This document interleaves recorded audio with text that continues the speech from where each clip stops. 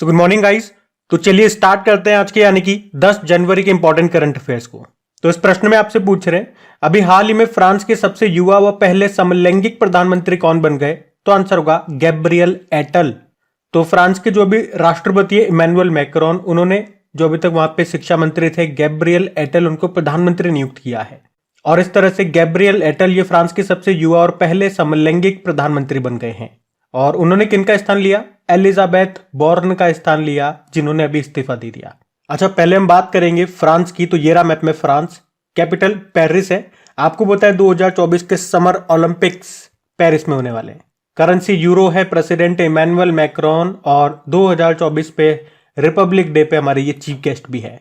उसके अलावा आपको याद आएगा अभी 26वां वर्ल्ड वुमेन्स हैंडबॉल चैंपियनशिप 2023, इसको फ्रांस ने जीता था नॉर्वे को हरा करके। और पिछले साल हमने फ्रांस के साथ फ्रिंजेक्स नाम का एक्सरसाइज किया था। कहाँ पे? केरल के तिरुवनंतपुरम में। पिछले साल ही फ्रांस ने अपना सर्वोच्च सम्मान, जिसको कहते हैं grand cross of the legion of honour, उससे सम्मानित किया था प्रधानमंत्री नरेंद्र मोदी को। बाकी मैंने आपके लिए ऑप्शन भी इंपॉर्टेंट लिखे हैं। देखो, एडगर्स रिंकेविक्स की बात करते हैं तो यूरोपीय संघ के पहले खुले तौर पर समलैंगिक राष्ट्रपति बने थे ये। और उससे पहले अभी लातविया देश के ये प्रेसिडेंट भी बने थे। बाकी सुक्सेस मसरा ये चार देश के प्रधानमंत्री बने। तो Felix Tshisekedi Democratic Republic of Congo के प्रेसिडेंट बने। ये दोनों तो 2024 के ही अपॉइंटमेंट है, ध्यान में रखना। अगला प्रश्न देखते हैं। फिर आपसे पूछ रहे हैं अभी किस राज्य सरकार ने ST/SC छात्रों के लिए योग्य श्री योजना शुरू की है। तो आंसर होगा पश्चिम बंगाल। तो अभी पश्चिम बंगाल की जो मुख्यमंत्री ममता बनर्जी, उन्होंने योग्य श्री नाम से एक व्यापक सामाजिक कल्याण योजना शुरू की है। अब इसमें क्या होगा? तो इसमें ST/SC के छात्रों को मुफ्त कोचिंग कराई जाएगी अगर कोई स्टूडेंट कंपटीशन की तैयारी करना चाहे तो। इसके लिए राज्य में 46 केंद्र बनाए जाएंगे जहां पर उन्हें मुफ्त कोचिंग की सुविधा दी जाएगी। इसके अलावा पश्चिम बंगाल ने छात्र इंटर्नशिप योजना भी शुरू की है। इसमें हर साल 2500 छात्रों को इंटर्नशिप दी जाएगी। अच्छा, क्या आपको याद है इसी तरह से फ्री में कोचिंग देने वाली योजना कुछ राज्यों ने भी शुरू की थी? क्या आपको पता है उनके बारे में? मैं आपको बताता हूं, ध्यान से सुनना। राजस्थान सरकार ने शुरू की थी, उसका नाम है मुख्यमंत्री अनुप्रति योजना। उत्तर प्रदेश सरकार ने भी शुरू की थी, उसका नाम योजना का है मुख्यमंत्री अभ्युदय योजना। और इसी तरह से दिल्ली सरकार ने भी जय भीम मुख्यमंत्री प्रतिभा विकास योजना शुरू की थी, छात्रों को, गरीब छात्रों को मुफ्त में कोचिंग देने के लिए। अब लेकिन बात यहाँ पे पश्चिम बंगाल की है। तो ये रहा मैप में पश्चिम बंगाल। देखो, कैपिटल इसकी कोलकाता है और आप जानते हो कोलकाता किस नदी के किनारे स्थित है? हुगली नदी के किनारे। और भारत की पहली अंडर वाटर मेट्रो इसी नदी के नीचे चलेगी। अभी कोलकाता बंदरगाह मतलब पोर्ट, इसका नाम बदल के डॉक्टर श्यामा प्रसाद मुखर्जी के नाम पे कर दिया गया। मुख्यमंत्री ममता बनर्जी हैं, तृणमूल कांग्रेस पार्टी से हैं, लेकिन अब इनकी जो पार्टी है वो नेशनल पार्टी नहीं है, ये हमने पढ़ा था। गवर्नर अभी वर्तमान में CV आनंद बोस हैं। यहाँ पे पहले जो गवर्नर हुआ करते थे जगदीप धनखड़ जी, वो अभी हमारे वाइस प्रेसिडेंट बन गए। कुछ इंपॉर्टेंट नेशनल पार्क हैं, जैसे कि सुंदरबन नेशनल पार्क हो गया, बुक्सा नेशनल पार्क हो गया, गोरुमारा नेशनल पार्क हो गया, न्यूरा वैली नेशनल पार्क हो गया, सिंगालीला नेशनल पार्क हो गया, एक जल्दापारा वाइल्ड लाइफ सेंचुरी मिलेगा और एक महानंदा वाइल्ड लाइफ सेंचुरी भी आपको यहाँ पे मिलेगा। और अभी आपका विश्व भारती के शोधकर्ताओं ने खोजे गए एक बैक्टीरिया का नाम रविंद्रनाथ टैगोर जी के नाम पे रखा था। और अभी कोलकाता के राजभवन में प्रतिष्ठित सिंहासन कक्ष का नाम बदल के सरदार वल्लभ भाई पटेल जी के नाम पे किया था। अभी पश्चिम बंगाल के शांति निकेतन को विश्व धरोहर सूची में शामिल किया गया। कौन से नंबर का वर्ल्ड हेरिटेज साइट बना? 41 नंबर का। और 42 नंबर का है कर्नाटक के होयसला मंदिर। और इससे पहले 40 नंबर का था गुजरात का धोलावीरा, वो भी याद रखना।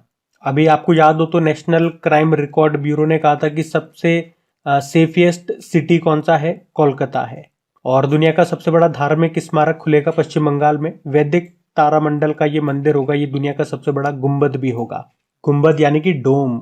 और अभी 132वां डूरंड कप, ये फुटबॉल का टूर्नामेंट है, ये हुआ था कोलकाता में। इसको जीत लिया मोहन बागान ने, ईस्ट बंगाल को हराया था। और अभी जल मंत्रालय ने जल निकायों यानी कि वाटर बॉडीज की पहली गणना की थी, कैलकुलेशन की थी। उसमें पाया कि सबसे ज्यादा जल स्रोत वाटर बॉडीज ये पश्चिम बंगाल में है, सबसे कम है सिक्किम में। और अभी मानव हाथी संघर्ष को रोकने के लिए पश्चिम बंगाल में गज मित्र नाम से एक पहल भी शुरू हुई थी। अभी भारत और अमेरिका के बीच में जो कोप इंडिया नाम की मिलिट्री एक्सरसाइज हुई थी वो पश्चिम बंगाल में हुई थी। पश्चिम बंगाल ने अभी पथ श्री रास्ता श्री योजना भी शुरू की थी। और India international sea food show का 23वां संस्करण ये हुआ था कोलकाता में। उसके अलावा याद रखना, विश्व भारती विश्वविद्यालय को दुनिया का पहला लिविंग हेरिटेज यूनिवर्सिटी का दर्जा भी मिला था। और ये प्रश्न इसलिए भी इंपॉर्टेंट हो जाता है क्योंकि ये टैग केवल अमूर्त स्मारकों को ही दिया जाता है और ये पहली बार होगा जब ये टैग किसी मूर्त धरोहर को मिलेगा। भी याद रखना, भारतीय नौसेना ये देश का दूसरा पनडुब्बी संग्रहालय कहाँ पे बनाएगी? पश्चिम बंगाल में। और पिछले साल जो 46 नंबर का कोलकाता पुस्तक मेले का आयोजन हुआ था उसमें थीम कंट्री था स्पेन। तो आज आप देखोगे पश्चिम बंगाल स्टेट को हमने पकड़ा, उसके स्टैटिक हमने कवर किए और 2023 में पश्चिम बंगाल कहां कहां पर न्यूज में हमने पढ़ा था जनवरी से लेकर दिसंबर तक सारा मैंने आपको रिवाइज करा दिया। तो ये आपको ध्यान रखना है। अगला प्रश्न देखते हैं। चलो फिर बताओ, अभी हाल ही में अंतरदेशीय जलमार्ग विकास परिषद की पहली बैठक ये कहां पे आयोजित की गई? तो आंसर होगा कोलकाता में। तो अंतरदेशीय जलमार्ग विकास परिषद यानी कि इनलैंड वाटरवेज डेवलपमेंट काउंसिल, इसकी पहली बैठक हुई है, इसीलिए ये प्रश्न इंपॉर्टेंट है। पहली बार हुई है, कहां पे हुई? कोलकाता में हुई। और इसका आयोजन किसने किया? हमारे शिपिंग मंत्रालय ने, जिसके मंत्री कौन है? सर्बानंदा सोनोवाल, उन्होंने इसकी अध्यक्षता की है। और इसके आयोजन करने का उद्देश्य क्या रहा? जल परिवहन क्षेत्र में सतत विकास को बढ़ावा देना, मतलब हरित नौकाओं को बढ़ावा देना। हरित नौका मतलब जो ग्रीन एनर्जी से चले, पॉल्यूशन न करे। इसके अलावा इस बैठक में कहा गया कि नदी क्रूज टर्मिनल की संख्या हम 15 से बढ़ाकर 185 करेंगे। रात्रि विश्राम वाले क्रूज सर्किट की संख्या भी बढ़ाई जाएगी, 17 से बढ़ा करके 80 कर देंगे। तो ये सारी घोषणाएं इसमें हुई हैं। अच्छा, एक फैक्ट मैं आपको बता दूं कि भारत सरकार ने अभी अक्टूबर 2023 में ही अंतरदेशीय जलमार्ग विकास परिषद की स्थापना की थी। वैसे भारतीय अंतरदेशीय जलमार्ग प्राधिकरण यानी कि inland waterways authority of India की बात करें, स्थापना इसकी होती है 1986 में, मुख्यालय नोएडा में है और चेयरमैन कौन है? संजय बंदोपाध्याय हैं। और आपको याद होगा अभी ग्लोबल मैरीटाइम इंडिया समिट 2023 का आयोजन हुआ था मुंबई में, 2023 में हुआ था। ये इसका तीसरा संस्करण था। अच्छा, आपको याद है राष्ट्रीय जलमार्ग 1 ये किस नदी पर है? गंगा नदी पर है। ये देश का सबसे बड़ा वाटरवे है। कहां से कहां तक? प्रयागराज से हल्दिया तक। और राष्ट्रीय जलमार्ग 2 किस नदी पर है? ब्रह्मपुत्र नदी पर है, धुबरी से सादिया। किस राज्य में? असम में। और दो इंपॉर्टेंट पॉइंट आप याद रखना, मिलते जुलते नाम हैं। एक तो जल दूत एप्लीकेशन आप सुनोगे, इसको ग्रामीण विकास मंत्रालय ने लॉन्च किया था पानी की समस्या को दूर करने के लिए। और एक जल दोस्त एयरबोट आपने सुना होगा, झीलों से खरपतवार को हटाने के लिए इसको लाया गया था, बंगलुरु में इसको लॉन्च किया गया था। उसके अलावा अगर आपसे पूछे कि देश का पहला हर घर जल प्रमाणित जिला कौन सा बना था, तो मध्य प्रदेश का बुरहानपुर। और हर घर जल प्रमाणित राज्य पूछेंगे तो आंसर होगा गोवा। तो ध्यान रखना, ये सारे पॉइंट्स इंपॉर्टेंट है। अगला प्रश्न देखते हैं। अच्छा, फिर बताओ अभी हाल ही में प्रवासी भारतीय दिवस कब मनाया गया? तो आंसर होगा 9 जनवरी को। तो प्रवासी भारतीय दिवस आपको पता है हर साल 9 जनवरी को मनाया जाता है और इसे एनआरआई डे भी कहते हैं। क्यों मनाते हैं? क्योंकि 9 जनवरी 1915 को महात्मा गांधी जी साउथ अफ्रीका से भारत लौटे थे और पहला प्रवासी भारतीय दिवस हमने 2003 में मनाया था। और 2003 से लेकर 2015 तक हर साल प्रवासी भारतीय सम्मेलन का आयोजन हम करते थे, लेकिन फिर 2015 से हमने क्या किया, हर 2 साल में एक बार इसका आयोजन करने लगे। और आपको याद होगा 2023 में हमने 17वां प्रवासी भारतीय सम्मेलन का आयोजन किया था। कहां पे? मध्य प्रदेश के इंदौर में, जिसकी थीम क्या थी? प्रवासी अमृत काल में भारत की प्रगति के विश्वसनीय भागीदार। अब 18वां प्रवासी भारतीय दिवस सम्मेलन ये हम इसका आयोजन करेंगे 2025 में, क्योंकि मैंने कहा ना 2 साल में एक बार करते हैं। अच्छा, अभी जनवरी में कौन कौन से डेज हम मना चुके हैं? 1 जनवरी को ग्लोबल फैमिली डे मनाया था, डीआरडीओ दिवस भी होता है। 4 जनवरी को वर्ल्ड ब्रेल डे मनाया। 5 जनवरी को राष्ट्रीय पक्षी दिवस मनाया। और अभी 6 जनवरी को विश्व युद्ध अनाथ दिवस के रूप में मनाया था। तो ये जनवरी के अभी तक के इंपॉर्टेंट डेज है, इनको ध्यान में रखना। अगला प्रश्न देखते हैं। फिर आपसे पूछ रहे हैं अभी हाल ही में 2024 का पहला चक्रवात जिसका नाम है अल्वारो, इसने कहां पे तबाही मचाई? तो आंसर होगा मेडागास्कर। तो उष्ण कटिबंधीय चक्रवात अल्वारो इसका नाम याद रखना। अभी 1 जनवरी 2024 को मेडागास्कर से ये टकराया और भारी तबाही मचाई, जिसमें 4500 से अधिक लोग प्रभावित हुए। अच्छा, पहले हम मेडागास्कर की बात करेंगे। और वैसे याद होगा पिछले साल भी फरवरी का ही समय था, यहां पे एक तूफान आया था जिसका नाम था फ्रेडी। और अभी देखो 2024 के जनवरी में तूफान आ गया जिसका नाम है अल्वारो। कहां है मेडागास्कर? तो ये रहा मैप में मेडागास्कर। ये दुनिया का चौथा सबसे बड़ा द्वीप है और ऐसे बात करोगे तो दूसरा सबसे बड़ा द्वीपीय देश है। कैपिटल होती है एंटानानेरियो, करेंसी है एरियारी और अभी प्रेसिडेंट बने थे एंड्री राजोएलिना। अच्छा, यहाँ पे तो हमने देख लिया ये 2024 का पहला तूफान है, ये आपको याद भी रहेगा। और आगे जब भी तूफान से संबंधित प्रश्न पढ़ेंगे मैं आपको बार बार रिवाइज कराऊंगा। तो आज मैं आपको क्या रिवाइज कराऊंगा, 2023 में जितने भी इंपॉर्टेंट तूफान आए थे न्यूज में रहे, उस सारे में आपको रिवाइज कराऊंगा, बिल्कुल ध्यान से सुनना। लेकिन उससे पहले ये जान लो, अलग अलग देशों में अलग अलग क्षेत्रों में चक्रवात को अलग अलग नाम से जाना जाता है, बात एक ही है। जैसे कि ऑस्ट्रेलिया में विली विलीज आप कहते हो, अमेरिका में इसे हरिकेन या टॉर्नेडो कहा जाता है, उसी तरह से चीन क्षेत्र में टाइफून कहा जाता है। अच्छा, 2023 का जो पहला चक्रवात था हमने पढ़ा था, मोचा चक्रवात था, बंगाल की खाड़ी में आया था। उसका नाम किसने रखा था? यमन देश ने रखा था। एक बिपॉरजोय नाम का तूफान आया था अरब सागर में, इसका नाम बांग्लादेश ने रखा था। और इसी तरह से एक जापान और साउथ कोरिया में तबाही मचाई थी खानून नाम के चक्रवात ने, उसका नाम खानून किसने रखा था? थाईलैंड ने। एक हिलेरी नाम का तूफान आया था, अमेरिका में आया था ये। और अरब सागर में तेज नाम का तूफान आया था, उसका नाम तेज किसने रखा था? भारत ने रखा था। बंगाल की खाड़ी में हार्मोन नाम से तूफान आया था, उसका नाम ईरान ने रखा था, हार्मोन। एक मिचोंग नाम का तूफान आया था बंगाल की खाड़ी में ही, उसका नाम मिचोंग किसने रखा था? म्यांमार ने। मिथिली नाम का तूफान आया था बंगाल की खाड़ी में ही, और उसका नाम किसने रखा था? मालदीव ने। अभी जैस्पर नाम का, अभी दिसंबर में ही शायद जैस्पर नाम का तूफान आया था, कहाँ पे? ऑस्ट्रेलिया में। तो ये कुछ इंपॉर्टेंट तूफान हमने पढ़े थे अभी, इनको ध्यान में रखना। और एक मिलिट्री एक्सरसाइज थी जिसका नाम था साइक्लोन 1। पहली बार हमने ये एक्सरसाइज किया था इजिप्ट के साथ में, 2023 में किया था, कहाँ पे? राजस्थान में। तो ये भी ध्यान रखना। अगला प्रश्न देखते हैं।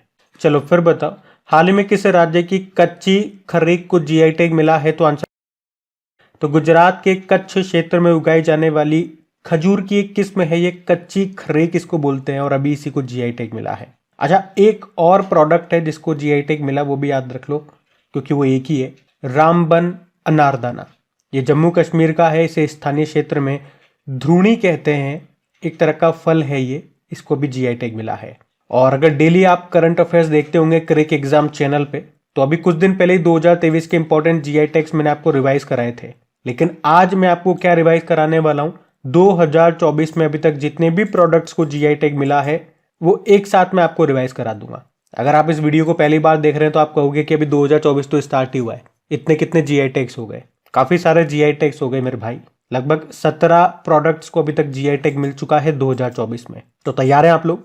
उससे पहले बात कर लें, जीआई मतलब क्या होता है? Geographical indication. कौन सा मंत्रालय देता है? वाणिज्य व उद्योग मंत्रालय। इसके मंत्री कौन है? पीयूष गोयल है।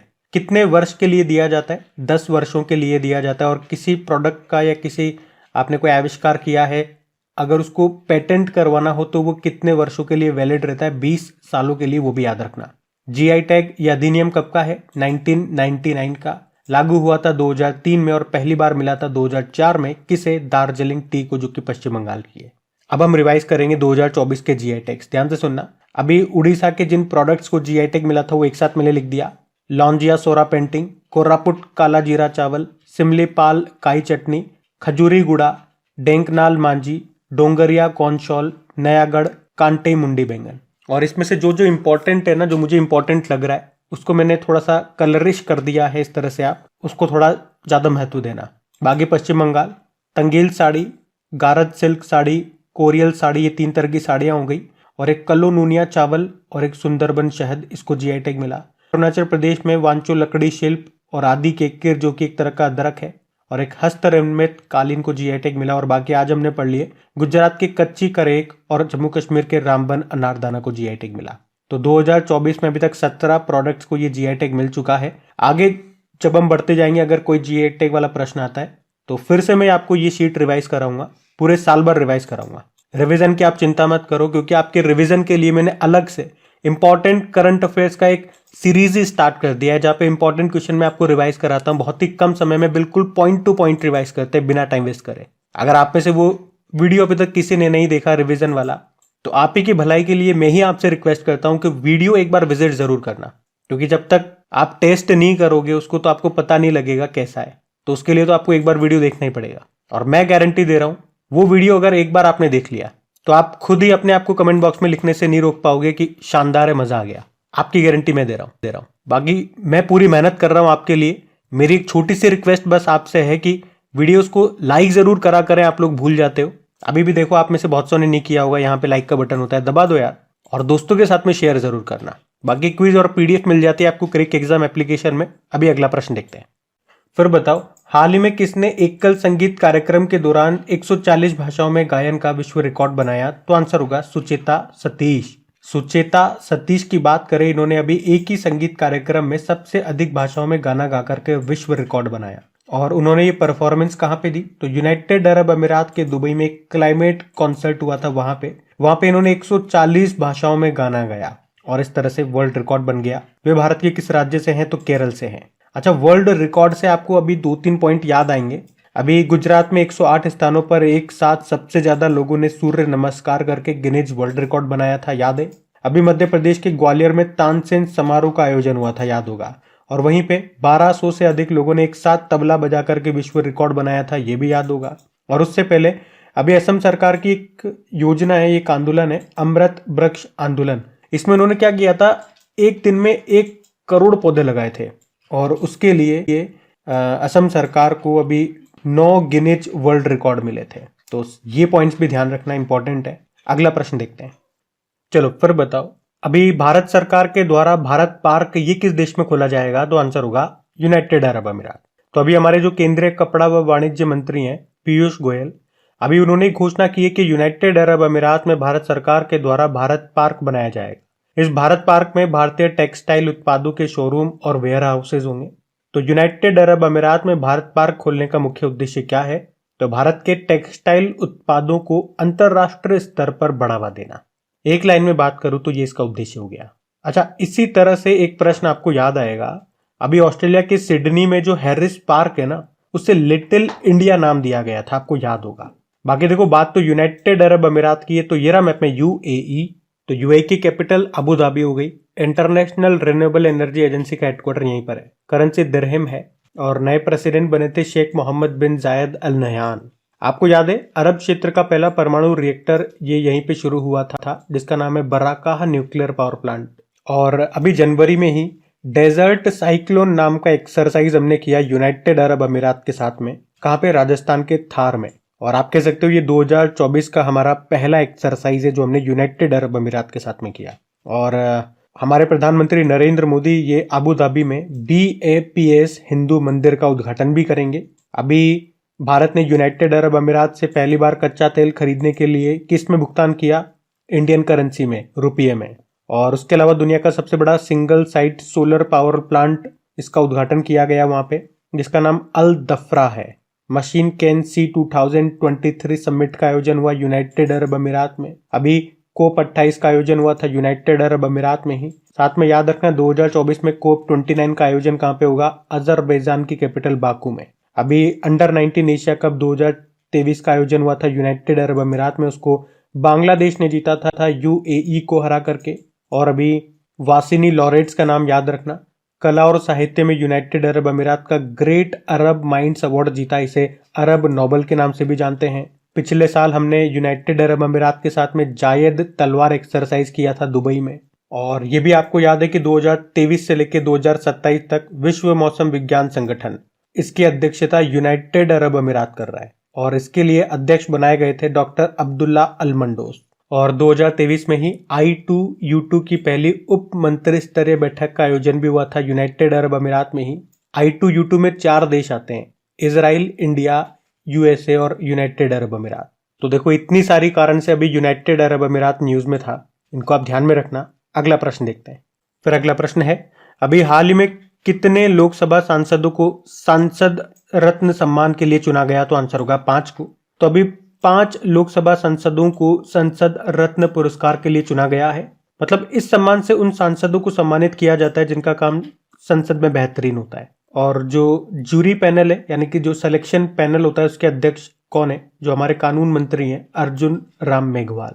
तो उनकी अध्यक्षता में इन 5 जनों को चुना गया। नाम मैं आपको बता दूं, सुकांत मजूमदार, श्रीकांत एकनाथ शिंदे, सुधीर गुप्ता, राम सिंह कोल्हे, कुलदीप राय शर्मा। अच्छा, इनके अलावा 17वीं लोकसभा के लिए 4 सांसदों को संसद महारत्न पुरस्कार के लिए भी चुना गया है। उनके नाम भी आपको बता दूं, NK प्रेमचंद्रन, अधीर रंजन चौधरी, विद्युत बरन महतो और हीना विजय कुमार। और इनके अलावा 3 स्थायी समितियों को भी संसद महारत्न पुरस्कार के लिए चुना गया है।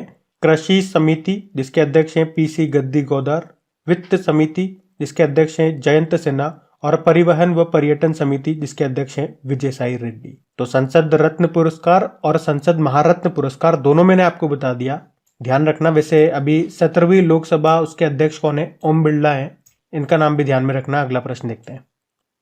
फिर बताइए, अभी हाल ही में किस कंपनी के द्वारा कृष्णा गोदावरी बेसिन में पहली बार तेल उत्पादन शुरू किया? तो आंसर होगा ओएनजीसी, यानी कि oil and natural gas company. इसने बंगाल की खाड़ी में कृष्णा गोदावरी बेसिन में पहली बार कच्चे तेल का उत्पादन शुरू किया है। तो बंगाल की खाड़ी में कृष्णा गोदावरी बेसिन में KGDWN98-2 ब्लॉक है, जहां पर पहली बार ये तेल का उत्पादन किया गया। यहाँ पे KG का मतलब हो गया कृष्णा गोदावरी। और कृष्णा गोदावरी बेसिन में जिस प्रोजेक्ट से तेल निकाला जा रहा है वो बंगाल की खाड़ी के डेल्टा का हिस्सा है और ये आंध्र प्रदेश की जल सीमा से 35 किलोमीटर दूर है। और इस प्रोजेक्ट का उद्देश्य है देश को एनर्जी में आत्मनिर्भर बनाना, क्योंकि अगर ये पूरी क्षमता के साथ काम करता है तो राष्ट्रीय तेल और गैस उत्पादन में 7% की बढ़ोतरी होगी। अच्छा, गोदावरी नदी ये कहाँ से इसका उत्सर्जन होता है? तो महाराष्ट्र के नासिक में जो त्र्यंबकम की पहाड़ी है वहां से। वहीं कृष्णा नदी का उत्सर्जन होता है महाबलेश्वर की पहाड़ी, महाराष्ट्र से ही। ओएनजीसी की भी बात कर लें तो इसका हेडक्वार्टर नई दिल्ली में है और चेयरमैन है अरुण कुमार सिंह। तो गाइज ये था आज का आपका करंट अफेयर्स का सेशन। कैसा लगा आपको सेशन? कमेंट करके जरूर बताना। और अगर वीडियो को आपने अभी तक लाइक नहीं किया तो प्लीज लाइक जरूर करें। आज की वीडियो को हम टारगेट रखते हैं 6000 लाइक का, तो इस टारगेट को अचीव करने में वीडियो की मदद जरूर करें और दोस्तों के साथ में शेयर जरूर करना। अभी कल के करंट अफेयर्स का क्विक रिवीजन करते हैं और फिर सेशन एंड करते हैं। तो पहला प्रश्न पूछा था अभी, इसरो ने किस रॉकेट पर polymer electrolyte membrane fuel cell का परीक्षण किया? PSLV C58। फिर पूछा 81वें गोल्डन ग्लोब अवार्ड 2024 में किस फिल्म को सर्वश्रेष्ठ पिक्चर ड्रामा का पुरस्कार दिया गया? ओपेनहाइमर। किसे विश्व व्यापार संगठन में भारत का राजदूत नियुक्त किया? सेंथिल पांडियन। और देश की पहली स्वस्थ और स्वच्छ फूड स्ट्रीट का नाम क्या है, जिसका भी उद्घाटन किया गया? प्रसादम। कहाँ पे किया? मध्य प्रदेश में। और पर्पल उत्सव मनाया गया गोवा में। किस राज्य के कोरापुट काला जीरा चावल को GI टैग मिला? तो उड़ीसा। संस्कृति के आयाम नाम की बुक को लिखा है किसने? मनोरम मिश्रा ने। केंद्र सरकार ने पृथ्वी विज्ञान योजना के लिए कितना बजट जारी किया? 4797 करोड़। और बांग्लादेश की फिर से प्रधानमंत्री बनेंगी कौन सी बार? कौन सा कार्यकाल होगा? 5वां। स्पेस एक्स ने किस देश के पहले निजी वित्त पोषित जियो सैटेलाइट ओविजोन 3 को लॉन्च किया? तो आंसर होगा स्वीडन। अब कल का होमवर्क प्रश्न देखते हैं और सेशन एंड करते हैं। तो कल की वीडियो में आपसे पूछा था अभी किसने ACC पुरुष इमर्जिंग टीम्स एशिया कप 2023 का खिताब जीता? तो आंसर होगा पाकिस्तान। आप सभी ने प्रश्न का बिल्कुल सही उत्तर दिया। अब ये आज का आपका होमवर्क प्रश्न।